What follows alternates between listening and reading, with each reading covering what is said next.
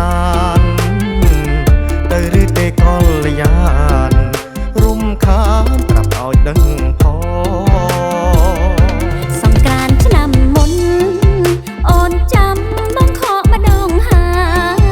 យនឹងមានមុខឆ្លងឆ្លើយមកមួយឡើងទំនងខំធ្វើខ្លួនឡើងខសុំកុំចាំនៅមុខរបខ្មាស់អស់ទាំងអ្នកផងព្រោះចាំបងខកឡើងស្គរដូចស្រូវម៉ូតូវាខូច